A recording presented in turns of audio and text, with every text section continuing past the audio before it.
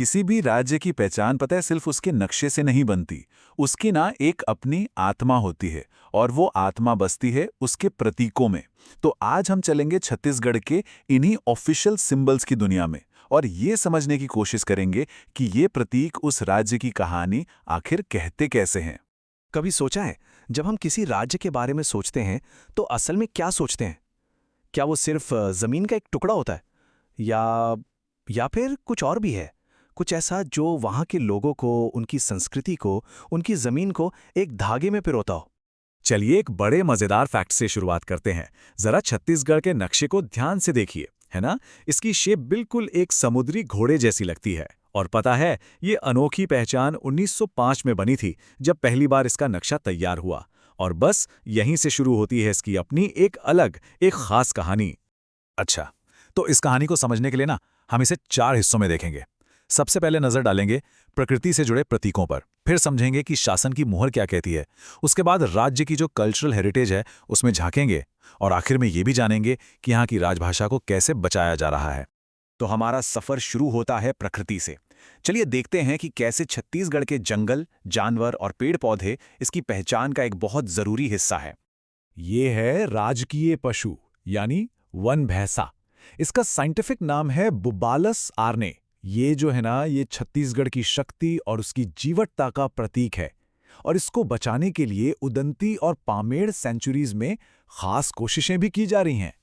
और अब मिलिए राजकीय पक्षी पहाड़ी मैना से। साइंटिफिक नाम है ग्रैचुला रिलिजियोसा पेनिनसुलारिस। लेकिन इसकी सबसे खास बात जानते हैं क्या है? ये इंसानी आवाज की हूबहू नकल कर सकती है। कमाल है ना? इसे कांगेर घाटी नेशनल पार्क में खास तौर पे प्रोटेक्ट किया गया है। अब देखते हैं राजकीय वृक्ष साल, जिसे सरई भी कहते हैं। ये पेड़ यहाँ के जंगलों में इतना ज्यादा है, मतलब इतना ज्यादा कि बस्तर को तो साल वनों का द्वीप ही कहा जाता है। आप कह सकते हैं कि ये पेड़ यहाँ के जंगलों की जान है। तो प्रकृति की गोद से निकलकर अब हम चलते हैं गवर्नेंस की तरफ। चलिए देखते हैं कि राज्य की जो ऑफिशियल मोहर है, उसका जो प्रतीक चिन्ह है, वो अपनी क्या कहानी सुनाता है। यह है छत्तीसगढ़ का राजकीय प्रतीक चिन्ह। इसे 4 सितंबर 2001 को अपनाया गया था। और देखिए, ये सिर्फ एक गोलाकार चिन्ह नहीं है। इसके हर एक हिस्से में गहरे मतलब और कई कहानियां छिपी हुई हैं। तो चलिए इसको डिकोड करते हैं। सबसे बाहर की तरफ जो हरे रंग में 36 किले बने हैं ना, वो छत्तीसगढ़ की ऐतिहासिक नींव को दिखाते हैं। फिर सेंटर में जो लाल रंग का अशोक स्तंभ है, वो तो भारत का राष्ट्रीय प्रतीक है, सत्य का प्रतीक। अच्छा, जो सुनहरी धान की बालियां हैं, वो इस बात का प्रतीक हैं कि ये राज्य धान का कटोरा है। नीले रंग में जो ऊर्जा के सिंबल्स हैं, वो बताते हैं कि यहाँ मिनरल्स और एनर्जी रिसोर्सेज की कोई कमी नहीं है। और आखिरी में ये तिरंगे रंग की लहरें, ये हैं राज्य की जीवन देने वाली नदियां। लेकिन देखिए, किसी भी राज्य की पहचान सिर्फ सरकार या उसके चिन्हों से नहीं बनती। पहचान तो वहां के लोगों से बनती है ना? तो चलिए अब उस गीत, उस कपड़े और उस प्रतिमा को देखते हैं जो सच में छत्तीसगढ़ की आत्मा को दिखाते हैं। यह है राजकीय गमछा, जिसे 14 अक्टूबर 2021 को लॉन्च किया गया था। ये टसर सिल्क और सूती कपड़े से बनता है। और ये सिर्फ एक कपड़ा नहीं है, ये सम्मान और संस्कृति का प्रतीक है। मतलब इसे राजकीय दर्जा देकर एक तरह से यहाँ की लोकल आर्ट और कारीगरों को सम्मान दिया गया है। और ये है छत्तीसगढ़ महातारी प्रतिमा। 2022 में इसका अनावरण हुआ था। ये 11 फुट की कांस्य की मूर्ति है, जो पूरे राज्य को एक मां के रूप में दिखाती है। सोचिए कितना शक्तिशाली प्रतीक है ये, कि छत्तीसगढ़ अपने लोगों का पालन पोषण करने वाली एक मां है। हर राज्य की अपनी एक धुन होती है, और छत्तीसगढ़ की वो धुन है अरपा पैरी के धार। इसे लिखा है डॉक्टर नरेंद्र देव वर्मा ने, और 2 फरवरी 2020 को इसे राजकीय गीत का दर्जा दिया गया।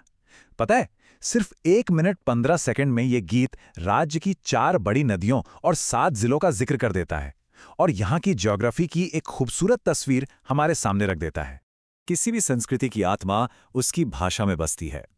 तो चलिए अब अपने सफर के आखिरी हिस्से पर चलते हैं और जानते हैं कि छत्तीसगढ़ अपनी भाषा की पहचान को कैसे बचा रहा है, कैसे सहेज रहा है। तो ये जो राजभाषा आयोग है, इसके बनने का सफर कुछ ऐसा था। सबसे पहले नवंबर 2007 में छत्तीसगढ़ राजभाषा संशोधन बिल पास हुआ। फिर आया अगस्त 2008, जब इस आयोग को औपचारिक रूप से बनाया गया, और इसके ठीक बाद 14 अगस्त 2008 को आयोग की पहली ऑफिशियल मीटिंग भी हो गई। तो इस आयोग का मिशन क्या है? इसके 3 बड़े मकसद हैं। पहला मकसद है छत्तीसगढ़ी को संविधान की 8वीं अनुसूची में शामिल कराना।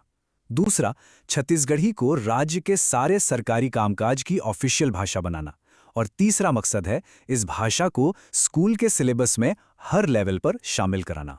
तो ये सब कुछ देखने के बाद एक सवाल तो मन में आता ही है कि क्या ये सारे प्रतीक, ये सारे सिंबल्स सिर्फ किसी एग्जाम में रटने वाले फैक्ट्स हैं? नहीं, बिल्कुल भी नहीं। ये सिर्फ जानकारी के कुछ टुकड़े नहीं हैं। ये प्रतीक एक राज्य की आत्मा का खाका है, एक ब्लूप्रिंट है। ये सब मिलकर छत्तीसगढ़ के इतिहास की, उसके उसूलों की और भविष्य की उम्मीदों की एक जीती जागती कहानी सुनाते हैं। और ये एक ऐसी कहानी है जो नक्शे पर खींची गई लकीरों से कहीं कहीं ज्यादा गहरी है।